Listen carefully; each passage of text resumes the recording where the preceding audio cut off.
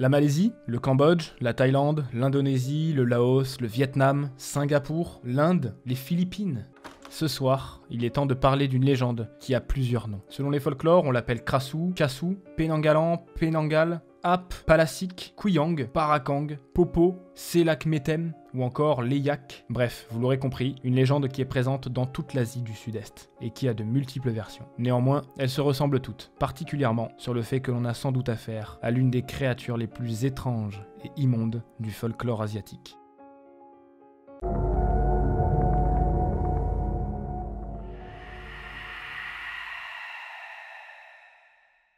Avant de commencer à parler de ses origines, il faut savoir à quoi cette créature ressemble. Il s'agirait plus d'un genre de vampire ou même de mort-vivant plutôt que d'un esprit, car effectivement elle est à la fois vivante et morte. Mais encore une fois, cela dépend des versions, et surtout les nombreux pays touchés. Et sur les nombreux pays touchés, je vais m'appuyer notamment sur les folklores thaïlandais, cambodgiens et malaisiens. Au Cambodge, cette créature est parfaitement humaine quand il fait jour. Il s'agit systématiquement d'une femme, à l'inverse du Krahang par exemple. Et en règle générale, c'est une femme que l'on trouverait jolie, selon les différents critères de ceux qui racontent la légende. Puis alors, quand la nuit tombe, la tête de cette personne va venir se détacher de son corps, mais en entraînant avec elle ses organes, principalement ceux qui sont digestifs, ainsi que son cœur, et parfois ses poumons. Ce qui relie tout ça est uniquement sa trachée, et parfois elle est décrite comme ayant l'entièreté de son cou. Selon les versions, elle aurait autour d'elle un aura rouge qui l'entoure. Mais pourquoi une transformation si soudaine et si répugnante ?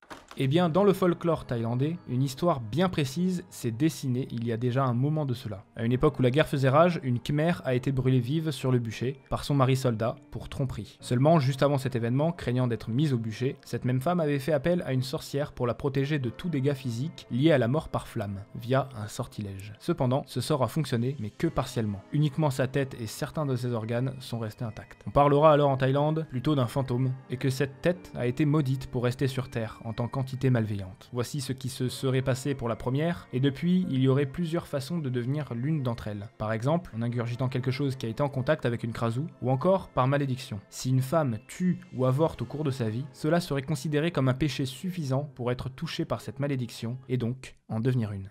Quant au folklore cambodgien, on croirait plutôt au fait que la transformation en krasu serait volontaire, ou alors que des femmes pratiquant la magie noire n'auraient à un certain moment plus le contrôle jusqu'à que cela se retourne contre elles. Mais on va jusqu'à penser que certaines femmes pratiquaient volontairement le sortilège, ou alors qu'il s'agissait d'un démon qui entre dans le corps de la personne l'invoquant en échange de ses pouvoirs, ce qui laisserait le libre arbitre au démon au moment de sa transformation en krasu, dit Ap au Cambodge. En bref, ici on parle de quelque chose de plus volontaire, quelque chose de contrôlé par un démon ou encore d'un sorcier, plutôt que de la simple malédiction comme en Thaïlande. Et cette version rejoint d'ailleurs celle de la Malaisie, à la seule différence où à la place de démon, on parle plutôt du diable, et que ce n'est pas son pacte en lui-même, mais la rupture de ce pacte, qui ferait d'elle cette créature. Il est dit d'ailleurs que le pacte est souvent de ne pas manger de viande pendant 40 jours, et à l'infraction, boum, Penanggalan. Mais quel est son but ? Pourquoi se transformer ainsi ? Et quelles sont les menaces de cette créature légendaire ? Je vais d'abord commencer par vous dire ce qu'elle cherche.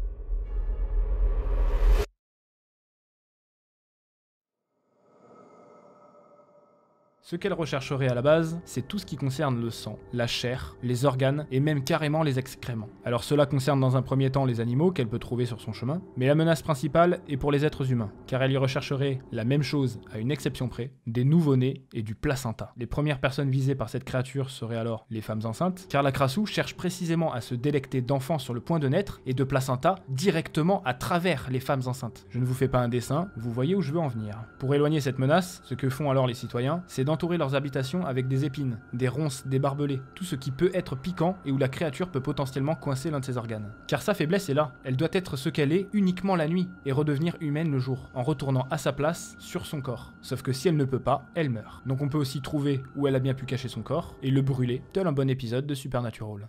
A savoir que sa venue est signalée par ses hurlements incessants et parfois elle va même jusqu'à s'essuyer le visage, la bouche, contre le linge des citoyens qui pourraient sécher en extérieur. La menace plane sur les femmes et les enfants même après la naissance. La krasu est toujours intéressée par les deux et aussi toujours par le placenta, qui est entre autres son plat préféré, mais aussi son moyen de repérer ses victimes. Et c'est la raison pour laquelle on a tendance à enterrer le placenta dans la plupart des pays de l'Asie du Sud-Est, par peur de cette légende. Et une dernière chose reste à prévoir d'ailleurs, c'est l'identité de la sage-femme, car justement il pourrait se trouver que l'apparence humaine de la krasu ait choisi ce métier exprès pour se rapprocher de ses proies. Et apparemment, elle serait reconnaissable à son odeur nauséabonde de vinaigre. Et pour finir, le folklore malaisien ajoute à cela que les personnes victimes de la créature attraperaient de violentes maladies infectieuses guérissables par des chamans uniquement. On ne parlera d'ailleurs pas de science ici, mais plutôt de témoignages même, car cette horrible entité serait parvenue plusieurs fois à l'être humain dans son existence.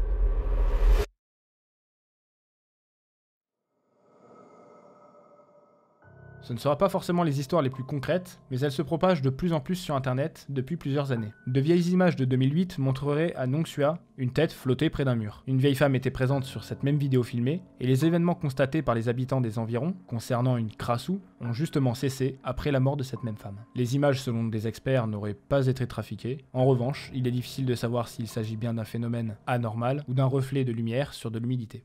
En 2016, plusieurs régions de Thaïlande sont touchées par des apparitions de lumière à différents moments dans différentes provinces. Mais en revanche, des lumières similaires, qui sont souvent rouges, comme l'aura de la Krasu. Plusieurs témoignages, mais qui ne sont pas retenus. Mais cependant, les versions des plus sceptiques non plus ne sont pas retenues. Notamment cette version où des individus s'amuseraient à allumer des lumières dans ces différentes régions. Car même si la légende de la Krasu peut être un peu grosse, cette histoire aussi, car ça n'aurait peu d'intérêt de s'investir et de se coordonner autant pour un canular.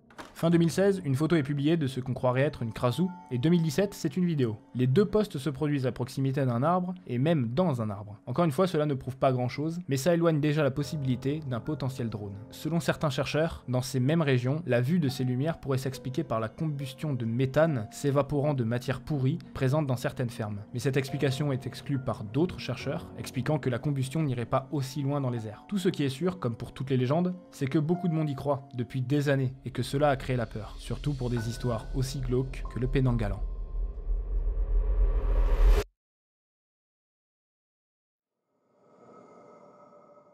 La légende s'est beaucoup étendue et fait parler d'elle dans le cinéma des pays d'Asie du Sud-Est. On la verra dans de multiples films, séries, même des livres et des jeux vidéo. Il y aura même des poupées, des lampes, des cosplays de Krasu. Elle aurait son importance dans cette région du monde d'où elle vient, à la même échelle que de grosses légendes européennes telles que la Dame Blanche. Et on s'intéresse également à son sens et son impact psychologique sur les croyants de cette légende. Par exemple, son histoire, qui est basée sur les répercussions de l'emploi de sortilèges, un peu comme une violation des règles communautaires instaurées dans les différentes cultures. On aurait alors une créature immonde pour représenter l'immondice finalement. Et comme le dit Benjamin Bauman à propos de la Krasu, l'exposition des organes internes correspond avant tout à la révélation des choses qui sont habituellement invisibles. Il s'agit d'une symbolique, de l'horreur intérieure, se rapprochant aux caractéristiques cachées sous l'apparence plaisante du corps, sous l'image sociale de l'individu, et toutes ces choses que l'on ne saurait habituellement voir. Dans le cinéma, c'est comme ça qu'elle est représentée la plupart du temps, dans des films tels que Nyang Harp, Mystic in Bali, ou encore The Witch with Flying Head, mais je terminerai sur une petite mention à un jeu smartphone qui m'a fait m'intéresser à cette légende. Il s'appelle Eyes, The Horror Game. Je vous conseille de l'essayer si vous souhaitez à votre tour être poursuivi par cette immonde créature qu'est le Penang Galant.